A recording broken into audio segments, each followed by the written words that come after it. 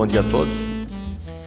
Quero iniciar agradecendo o convite que me foi feito pelo CRC e pela OAB na pessoa do Gustavo Amorim, presidente da Comissão de Direito Tributário, também acompanhado aqui do Flávio Barreto, que a quatro mãos, conseguem conduzir os bons trabalhos lá da nossa OAB nessa área tributária.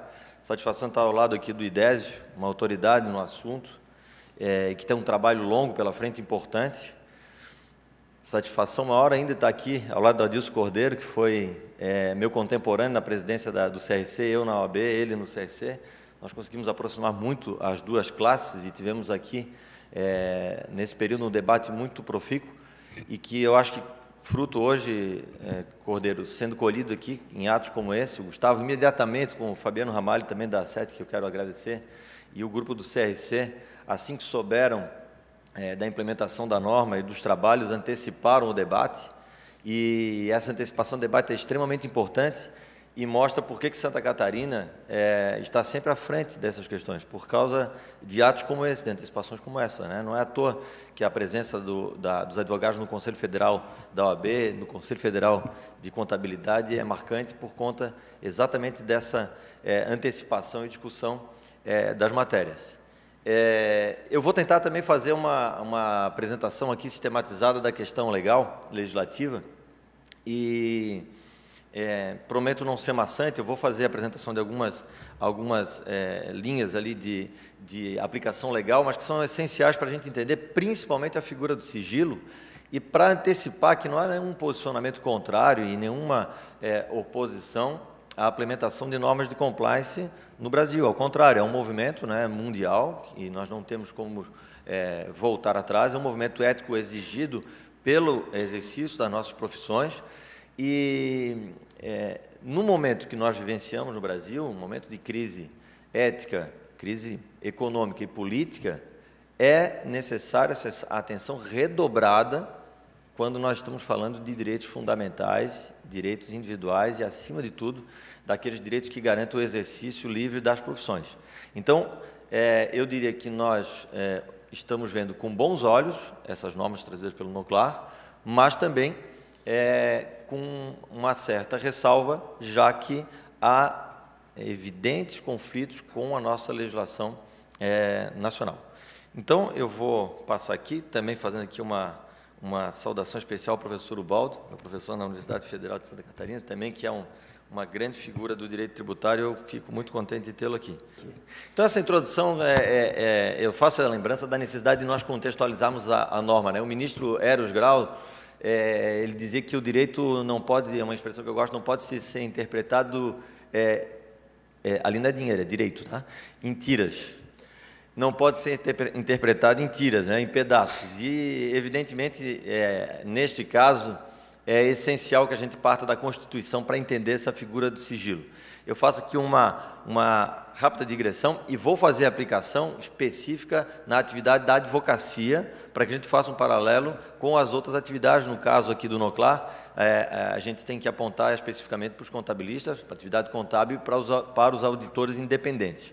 A Constituição diz lá no artigo 133 que o advogado é indispensável à administração da justiça, sendo inviolável por seus atos e manifestação no exercício da profissão nos limites da lei. Então, sendo inviolável por seus atos e nos limites da lei, trazendo exatamente aquela situação anterior, falada aqui pelo IDESIO, de que não é possível fazer uma exigência no campo do sigilo que não tenha efetiva proteção legal. Isso é básico para que a gente entenda o NOCLAR e principalmente para a segurança dos contadores e dos auditores em relação à matéria. Esse texto do artigo 136, ele traz um diferencial. O advogado é o único profissional que tem o status constitucional e tem ainda, e não é por nenhuma motivação corporativista e nem diferença em relação às profissões, mas é pela natureza da informação que ele trata e pela natureza da defesa natural que deve fazer em relação aos direitos. Por isso, esse tratamento que também não é privilégio da Constituição Nacional Brasileira, mas de muitas outras constituições. Outras profissões, como médico, engenheiro, contador, por exemplo, têm a proteção do livre exercício da profissão, atendidas às suas exigências e qualificações profissionais. E aí, muito importante, a figura do código de ética de cada profissão, que mais adiante a gente vai falar. Esse artigo 133 é aquele artigo que congrega as prerrogativas. Eu estava lendo agora, estava lembrando, outro dia cheguei em casa de uma palestra, tinha o meu filho tem um filho, o pequeno tem 11 anos, e um amiguinho. E aí eu falei, o pai foi dar uma palestra. E aí o pequeno perguntou, palestra sobre quê? E aí o meu filho já respondeu, prerrogativas, eles só falam nisso. Deve ter sido prerrogativas, ele disse. Eu fiquei contente, mas o fato é que realmente essas prerrogativas dão para nós essa garantia que não é do advogado. É isso que a gente quer que a sociedade entenda, e parece que há um entendimento nesse sentido. A garantia da prerrogativa é da sociedade, é do defendido, é do indivíduo e principalmente da coletividade. Que é, eu gostei de ver o Idésio fazer essa construção, quando ele disse aqui que tudo isso retorna ao interesse público. Não há interesse privado em jogo. O interesse privado, o crime na esfera privada, ele gera um problema na esfera pública. Até pequenos atos, né, de concorrência. Eu, recentemente, em conversa com um empresário do ramo de plástico do Vale do Itajaí, um cliente dizia o seguinte, que o maior concorrente deles, há mais de 20 anos, é o comprador da máquina velha dele. Porque ele muda o parque fabril, compra uma máquina nova, uma injetora que faz 1000 peças a mais do que aquela velha. Ele vende a velha ali no mercado negro para alguém. E aquele sujeito que compra aquela máquina abre uma fábrica do fundo do quintal e vende o mesmo produto dele pela metade do preço. Quer dizer, dentro da própria concorrência você encontra situações de não compliance, né? Uma esfera mais econômica, mas que trazem essas figuras que o NOCLAR tenta também resolver. No Estatuto da Advocacia surge então a figura da lei federal, aquela figura da sustentação legal do princípio maior. Então, primeiro, lá no artigo 7º, no inciso 2º, ter respeitado em nome da liberdade e defesa do sigilo profissional a inviolabilidade de seu escritório ou local de trabalho, inclusive comunicações telefônicas, comunicações normais e a garantia da presença de um representante do seu conselho. E, além disso, recusar-se a depor como testemunha em processo no qual funcionou ou deve funcionar, ou sobre fato relacionado com pessoa de quem seja, ou foi advogado, mesmo autorizado ou não pelo seu constituinte, ou sobre fato que constitua sigilo profissional. Vejam que essa possibilidade de não declarar algo que se tomou conhecimento em razão da profissão, previsão que é trazida na NOCLAR para os contadores e auditores, tem na advocacia, além do Código de Ética, que aí eu entendo que já existe na resolução do Conselho Federal de Contabilidade, uma previsão legal, uma previsão de lei federal. E isso começa a criar, eu não digo óbvio, mas matérias de debate em relação ao NOCLAR para os contadores, no sentido de que, não havendo essa proteção legal, não está ele obrigado a praticar o ato. Mais à frente um pouquinho, a gente desdobra aí no Código de Ética da OAB. Esse código é novo, entrou em vigência final do ano passado, é a Resolução 02 de 2015, tem duas particularidades que também remetem à situação do sigilo e muito provavelmente serão replicadas dentro do Código de Ética da Auditoria e da Contabilidade. Artigo 35, o advogado tem o dever de guardar sigilo dos fatos que tome conhecimento no exercício da profissão, básico. E o 36, o sigilo profissional é de ordem pública, independendo de solicitação de reserva que sejam feitas pelo cliente. É de ordem pública, ele não é de ordem privada. Então, quando se guarda o sigilo, é para garantia da ordem pública. Vou dar um exemplo para vocês, numa outra esfera. Bom, podemos dar vários exemplos, inclusive em relação a outras profissões. O artigo 5º garante para as profissões esse sigilo. Vamos ver, por exemplo, o médico em relação aos pacientes. O médico não pode declarar publicamente, por exemplo, uma doença incurável de um determinado paciente. Ele, além de influenciar a própria vida particular desse seu cliente, desse seu paciente, ele pode interferir no próprio tratamento e pode ainda gerar, no meio social, atos, por exemplo, decorrentes de preconceito, pode fazer com que aquela doença publicamente anunciada gere outras repercussões. Mesma coisa em relação ao jornalista, em relação à sua fonte. Ele pode publicar uma notícia, mas ele não tem nenhuma obrigação de indicar quem lhe trouxe a fonte, desde que, claro, verdadeiro o ato. Ou mesmo no direito canônico, em que nós temos as normas em relação aos sacerdotes, em que aquilo que eles recebem como confissões, dentro dos templos não precisa ser, não pode ser, evidentemente, publicizado. Vocês imaginem, por exemplo, um ofício da Receita Federal, todos os padres pedindo que eles informem os seus clientes que informaram no confessionário que não estão pagando tributo. De preferência, informando o CPF, né, para facilitar o trabalho. Então, nesse caso específico, nós temos aí exemplos típicos da importância e da natureza do sigilo, que não é nenhum benefício, mas é pela própria natureza da profissão ou do exercício. Vou dar mais um exemplo. Eu tive recentemente acompanhando um processo junto ao CENIPA, que é o órgão de acompanhamento de acidentes aéreos, prevenção de acidentes aéreos. E lá no CENIPA, acompanhando um acidente aéreo, tentando buscar informações, o coronel que nos atendeu explicou que nenhum daqueles atos, depoimentos, que eles chamam de entrevistas no processo, pode ser utilizado em qualquer outro processo judicial. E claro que, num primeiro momento, o advogado está buscando provas, querendo compor, né, um processo, ele quer buscar tudo que tem de informação.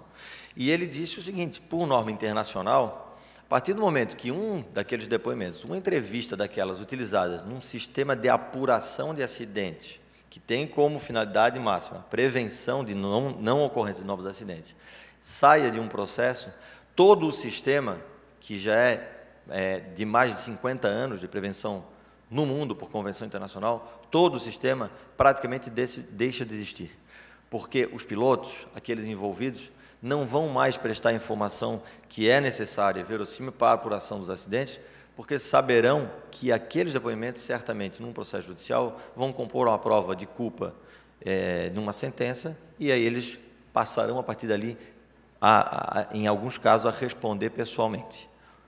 O que ele quis dizer com isso? Que é um sistema que corre dentro de um microsistema de sigilo para que todo o interesse público e para a consecução dos objetivos seja atingida. Então, não contar algo ou não dar publicidade a algo necessariamente não é uma ilicitude. É esse ponto que eu quero trazer para que a gente tenha em mente de que é evidente que o sistema de compliance é um caminho sem volta, é evidente que nós temos que, eticamente, trabalhar a favor desse sistema, mas nós temos que exigir garantias absolutas para que tudo funcione redondamente e, acima de tudo, os profissionais envolvidos tenham as suas garantias profissionais, acima de tudo, reservadas. O novo Código de Processo Civil traz uma norma também que diz respeito a isso e remete também às profissões. A parte não é obrigada a depor sobre fatos a cujo respeito por Estado ou profissão deva guardar sigilo. Ontem eu estava pesquisando, eu já tinha concluído essa matéria.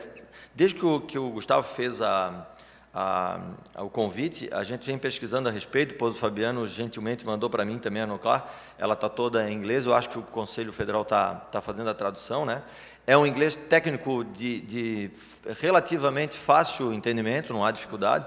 A dificuldade maior é trazer para a nossa realidade aquele tipo de atuação ética que é prevista pela norma. Mas eu ontem estava vendo aqui um julgamento do Superior Tribunal de Justiça que envolveu sigilo profissional de contador. É um acórdão do ministro César Ashford Rocha. O César Ashford hoje já é advogado, mas ele, à época, trouxe aqui um precedente que é o seguinte: sigilo profissional resguardado. Sigilo profissional é exigência fundamental da vida social que deve se ter respeitado como princípio de ordem pública e, por isso mesmo, o Poder Judiciário não dispõe de força cogente para impor a sua revelação. E aí ele vem. Hipótese em que se exigiu da recorrente, ela que tem notória especialização em serviços contábeis e de auditoria e que não é parte da causa, a revelação de segredos profissionais obtidos quando anteriormente prestou serviços à redação. Recurso provido, concessão de segurança, recurso ordinário, em última instância do Superior Tribunal de Justiça, uma decisão lá de 2008, garantindo ao profissional contábil e ao auditor de que ele não é obrigado a revelar atos em razão do seu exercício profissional. Ele pode optar por não informar em juízo. O que a doutrina diz a respeito? Eu trago aqui só uma consideração do Rodrigo Mesquita, ele é repetido por Jorge Lobo, por Gisela Gondim Ramos, aqueles que abordam o Código de Ética. Ele diz o seguinte: ressalte-se que o próprio fato de haver norma penal protegendo o sigilo, o artigo 154 do Código Penal, reforça-lhe o caráter de instituto de ordem pública. Tem caráter público porque o seu escopo é garantir a plenitude do direito de defesa. É crime você detendo um sigilo de determinado ato, fato jurídico ou situação, sem autorização específica do seu cliente, você praticar essa informação pública. Então, há uma previsão de crime para isso. Então, esse conflito de uma norma local é que tem que ser enfrentado quando nós temos uma norma internacional, no caso, um acordo trazido aqui para as nossas terras nacionais. Jurisprudência, dois casos bem marcantes, um do ministro Nilson Naves, que é a prerrogativa do advogado definir quais fatos devem ser protegidos pelo sigilo profissional. Então, ele pode optar por determinados fatos e outros ele, entendendo que não deva fazer, não fazê-lo. E um julgamento do Tribunal de Ética e Disciplina de São Paulo, muito interessante, que eu trago à tona, porque sei que o Código de Ética vai ser objeto de discussão também na esfera contábil, e na esfera da advocacia ele já foi objeto. Veja só, sigilo profissional, informações requisitadas pela Receita Federal. Como regra geral, o advogado está impedido de fornecer à Receita Federal informações sobre os negócios e a situação patrimonial dos clientes. Esse caso aqui é o caso em que a Receita oficia escritórios da advocacia para que eles informem todos os honorários recebidos e contratos firmados com determinados clientes, com lista de alvarás levantados em favor desse cliente, alvarás judiciais. Então, eram atos quase que públicos, mas, com exceção do contrato de honorários, mas com garantia do sigilo para o advogado. O Tribunal de Ética, ao ser consultado pelo escritório, responde que ele pode fazer essa negativa e garante na esfera ética para ele a cobertura para que não seja feita a devida informação como se requisitou, foi negado pela Receita, foi negado à Receita a informação e não houve qualquer problema na esfera profissional. Por que eu faço essa apreciação da lei de lavagem de dinheiro? Porque, como disse o Idésio, nessa lei de lavagem de dinheiro, nós temos sim a previsão específica ao contador e ao auditor. Então, vamos sair da esfera do sigilo profissional no ponto de vista constitucional e para a advocacia e vamos para a figura da lei de lavagem de dinheiro. Lei de lavagem de dinheiro, você sabe, iniciou com uma cooperação jurídica internacional, muito parecido com o NOCLAR, mas em relação a uma outra matéria específica, é a matéria que fala da lavagem de dinheiro, aí esse sim necessariamente originado de atividade ilícita, que segundo o FMI projeta aí em torno de 500 bilhões por ano, aí dos quais 80% do narcotráfico. Vejam só, aqui na lavagem de dinheiro, o indivíduo recebeu o dinheiro na venda de armamento ou de drogas e ele traz para dentro de uma empresa ou para uma atividade para fazer o que eles chamam de branqueamento de capital, que é uma referência à forma como Al Capone fazia nas suas lavanderias. Na figura do NOCLAR, nós estamos indo bem além. Nós não estamos falando só na figura do direito, por exemplo, da ilicitude. Nós estamos falando, por exemplo, da interpretação de um planejamento tributário. E como é que pode ser feita essa interpretação do planejamento tributário? O contador tem capacidade de fazer essa interpretação? Com que garantias ele poderá fazer a informação fundamentando esse seu reporte? Aqui na lei de lavagem de dinheiro nós temos essa figura muito clara. A legislação prevê, ela é a lei 9.613, sofreu uma alteração em 2.683, pela lei 2.683, que criou o COAF. O COAF é um daqueles órgãos denominados FIU, a Finance Intelligence Unit, que são as unidades de inteligência financeira pelo mundo. Ela pode ser de caráter judicial, pode ser de caráter policial, policial misto, ou de caráter meramente administrativo. O Brasil optou por fazer na esfera administrativa. E tem um órgão muito competente, ele está abaixo do Ministério da Fazenda, ele tem números impressionantes, são dezenas, mais de 25 mil, Gustavo, foram feitos reportes ao COAF de Santa Catarina? Só de Santa Catarina foram 64 mil no ano passado. O ano passado, então, Santa Catarina fez 64 mil informações ao COAF, só o estado de Santa Catarina. Então, vejam que há um cruzamento de informação e, segundo o COAF, ele tem um conceito de lavagem de dinheiro mais aberto. Com as operações um pouquinho mais abertas. Eu vou passar direto para o conceito de lavagem de dinheiro da lei. Ela diz que é crime ocultar ou dissimular a natureza, origem, localização, disposição, movimentação ou propriedade de bens, direitos ou valores provenientes, direta ou indiretamente, de infração penal. Está muito claro aqui. O contador consegue identificar com clareza, o advogado consegue identificar com clareza dentro desse tipo quando está ocorrendo a lavagem de dinheiro. Dentro do NOCLAR nós vamos abrir um pouquinho, e aí a gente vai ver a dificuldade da ausência de uma tipificação. Agora, olha a responsabilidade do artigo 9º, parágrafo único. Sujeitam-se às mesmas obrigações, quem? As pessoas físicas ou jurídicas que prestem, mesmo que eventualmente. Mesmo que eventualmente. E aí ela é mais aberta do que a do NOCLAR, que exige vínculo de emprego ou prestação de serviço contratual. Aqui basta tomar conhecimento. Quem? Serviço de assessoria, consultoria, contadoria, auditoria, aconselhamento ou assistência de qualquer natureza. Não havendo dúvida em relação à contadoria e auditoria, sobrou assessoria, consultoria, aconselhamento ou assistência para verificar que outros profissionais estariam sujeitos a essa norma. E houve, então, a discussão judicial acerca da matéria, evidentemente aqui dando foco em relação à advocacia. Para que os contadores não tivessem equívocos ou tivessem certeza da aplicação, o Conselho Federal, muito bem, fez uma resolução que dispõe sobre os procedimentos a serem observados pelos profissionais. Eu entendo que aqui ele já deu uma guarida legal para a situação. Se fizer isso em relação ao NOCLAR, os contadores e auditores já terão uma linha, embora não legal, mas por resolução, segura para ele, e talvez capaz de já também responsabilizá-lo na ausência da tomada de decisão. Então, veja só, o que é o fato relevante ali? É a comunicação de atividades ilícitas. Vamos lá em relação à obrigação da lei e do COAF para a advocacia. A Comissão de Direito Constitucional do AB foi instada a se manifestar. E, num parecer da lavra da conselheira, acho que Márcia Milaré, mas com consulta a todos os grandes juristas que compõem a comissão, chegaram à seguinte conclusão: a lei de lavagem de dinheiro é inaplicável ao advogado. Homenagem ao princípio constitucional que protege o sigilo profissional e a impreensibilidade do advogado da justiça. Lei especial, Estatuto da Ordem. Advogados e as sociedades de advocacia não devem fazer cadastro no COAF, nem têm o dever de divulgar dados sigilosos de seus clientes que lhe forem entregues no exercício profissional. E aqui tem a diferença básica, é que o advogado ele recepciona muitas vezes o fato jurídico.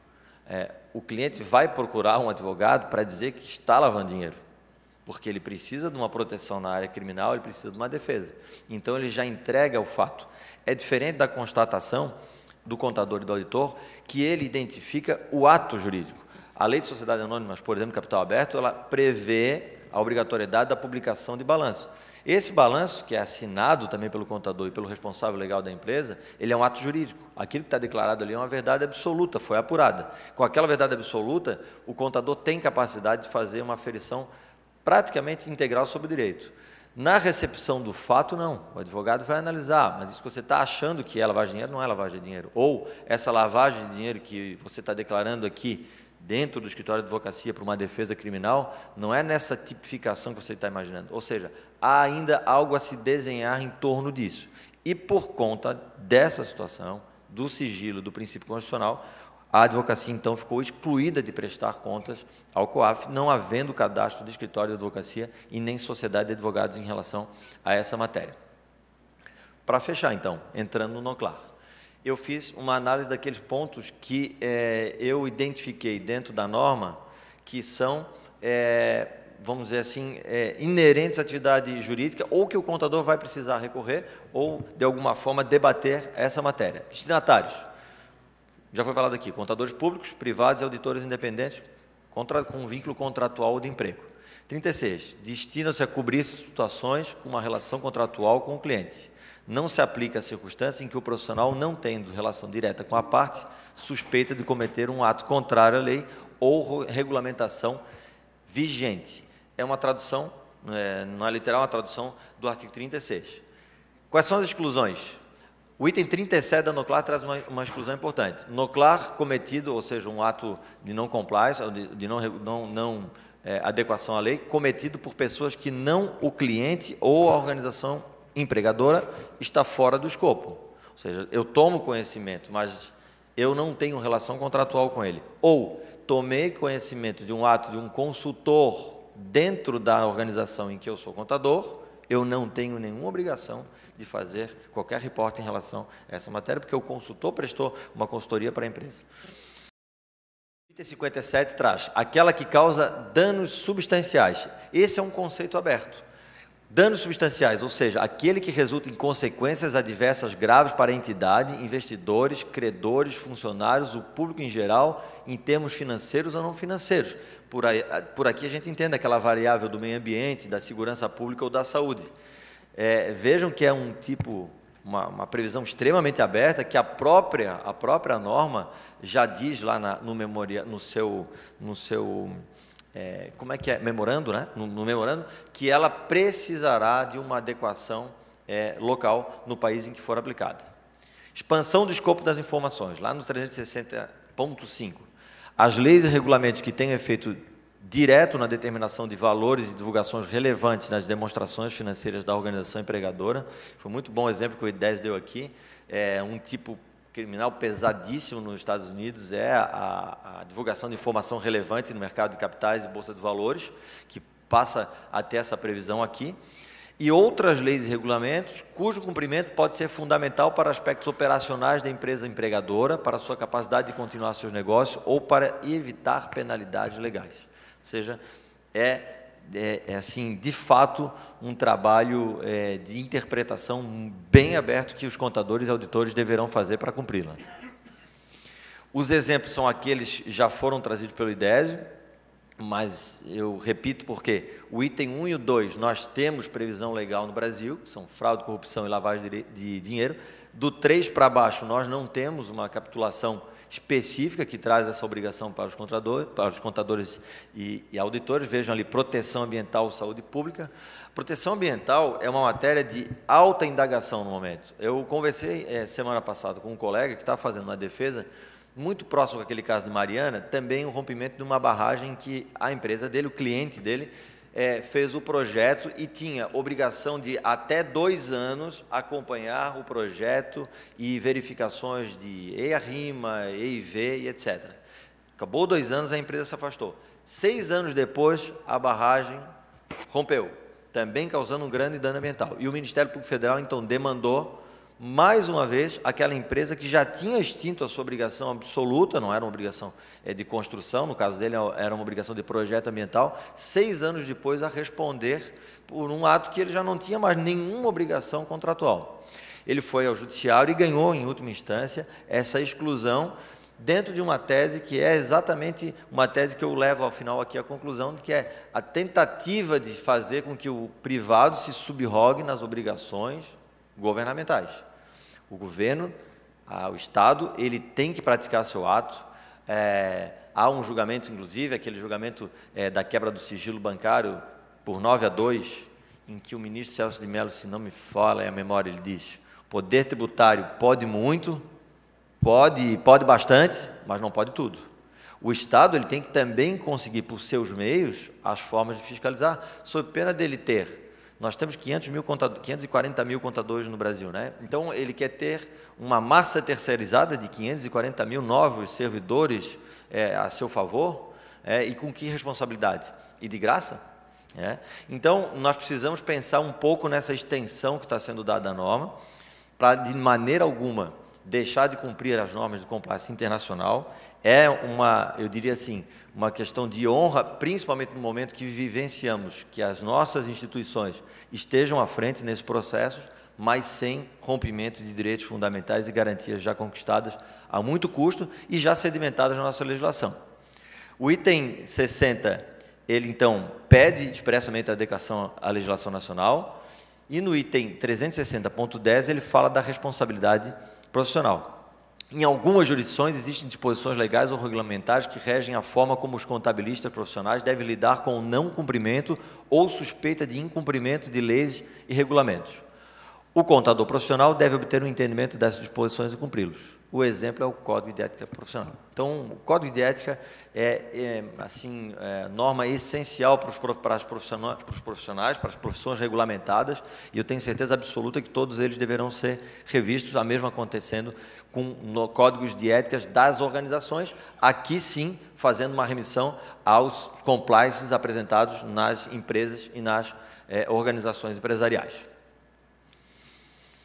O item 66 considera que os contadores, auditores devem sim procurar um aconselhamento jurídico profissional, ou seja, dentro da etapa tem um fluxograma lá, né, Idésio, de quais caminhos a seguir, e um dos balãozinhos que está ali na metade é o seguinte: quando para na metade tem dúvida, diz assim, consulte um advogado, né, que é, na verdade, o advogado interno, o consultor jurídico da empresa, ou alguém que ele tenha de confiança para fazer a sua consulta. Aliás, sobre isso eu queria falar, eu vi alguns jovens advogados aqui, eles sempre perguntam para mim: ô, presidente, dá a dica aí para começar a advocacia, como é que faz, o que é que se faz primeiro?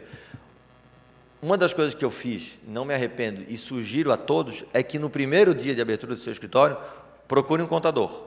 Procure um contador para organizar o seu escritório e procure um contador para fazer uma parceria.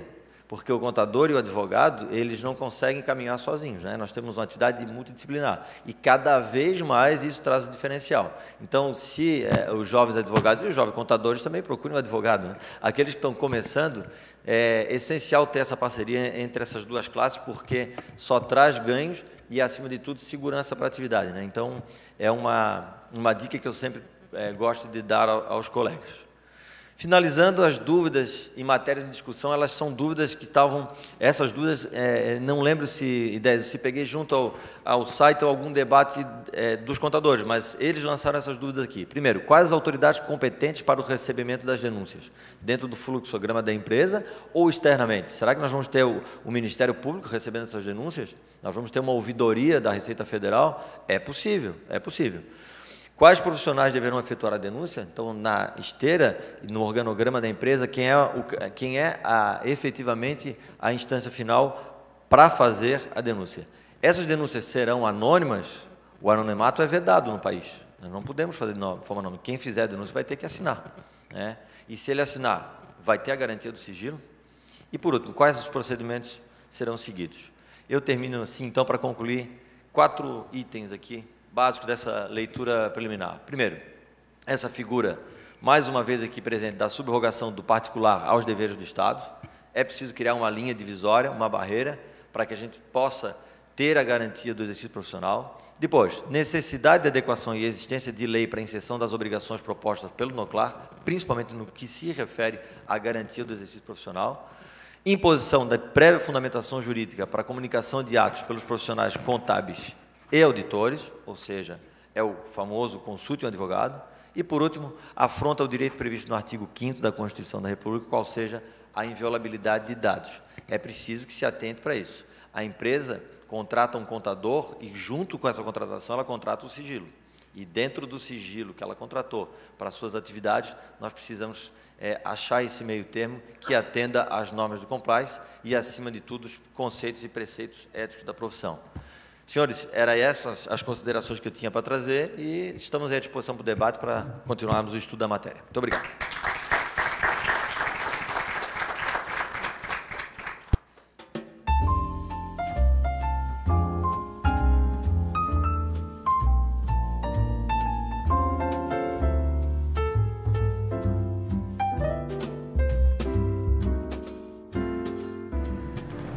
Bom, senhores, acho que o objetivo do nosso evento foi alcançado, que era trazer para o debate e trazer para a reflexão esse tema que é um tema importante para o país, um tema que é ao mesmo tempo complexo. Dos questionamentos que nós tivemos aqui, nós podemos chegar a uma conclusão que há um consenso, não há dúvida disso, de que as normas de compliance, as normas de ética profissional e de combate à corrupção ou de qualquer forma de desconformidade à lei são um imperativo e indispensável para o progresso do nosso país. Ao mesmo tempo, é indispensável que a implementação dessas normas passe por debates públicos, por um aperfeiçoamento da legislação, principalmente no que se refere à segurança de quem reporta, né?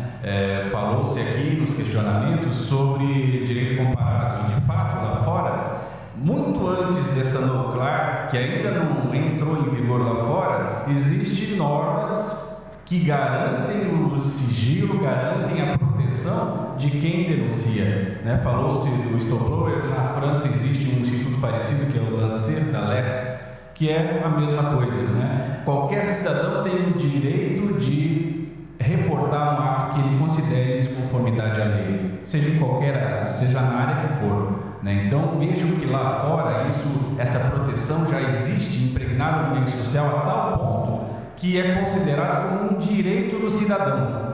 Então, esse direito é tutelado pelo Estado, que protege a forma dele exercer esse direito. No Brasil, como costuma acontecer em países menos desenvolvidos, nós somos atropelados por tecnologias que vêm do primeiro mundo, do mundo mais civilizado, empurradas goela abaixo. Isso fica muito claro quando a gente pensa em tecnologia de ponta mesmo, de maquinário, de robótica, Ainda ontem discutimos isso. O que tem de inovação lá fora em termos de tecnologia, robótica, de informática, é tão grande que os países menos desenvolvidos vão ficar numa situação terrível, porque são incapazes de chegar perto disso. Mas existe também tecnologia social que é desenvolvida lá fora, por exemplo, no meio dessa proteção social para quem reporta, por meio, por exemplo, de uma consciência do cidadão, do seu dever cívico, de, aí sim, falando do interesse público legítimo, reportar os atos que estão em desconformidade.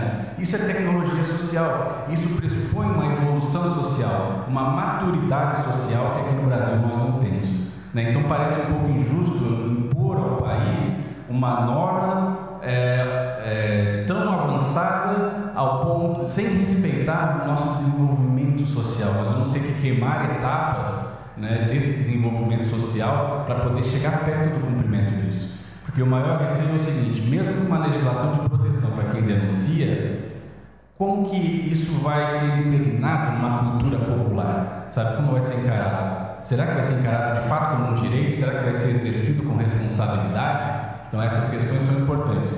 O evento de hoje tem a ousadia de trazer para o debate, dar o primeiro passo nessa matéria. Nós agradecemos a presença, agradecemos aos palestrantes pela brilhante exposição e vamos torcer para que seja o início de um amplo debate nacional, para que a gente possa participar da construção desse novo país e não ficar refém ou à margem de um mundo que está mudando também em uma velocidade estonteante. Muito obrigado a todos.